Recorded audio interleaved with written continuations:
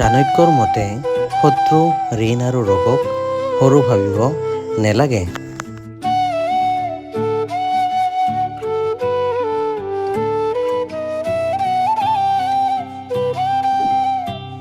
ব্যৱহাৰ এনেকুৱা এটা বস্তু যিটোৱে মুহূৰ্ততে পৰক আপোন আৰু আপোনক পৰ কৰিব পাৰে।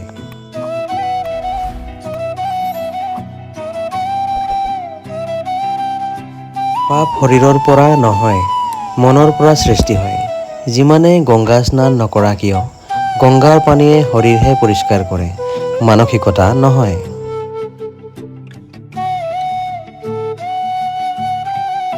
শৰীৰ আৰু সম্পত্তিক লৈ কেতিয়াও অহংকাৰ নকৰিব। অসুস্থতা আৰু দৰিদ্ৰতা কেতিয়াও কাকো কৈ নাহে।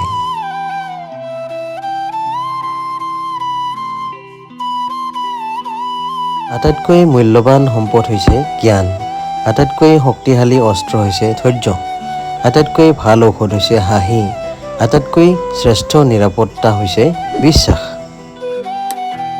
যদি ভিডিঅ'টো ভাল লাগিছে তেতিয়াহ'লে শ্বেয়াৰ কৰিবলৈ আৰু ছাবস্ক্ৰাইব কৰিবলৈ নাপাহৰিব। ধন্যবাদ।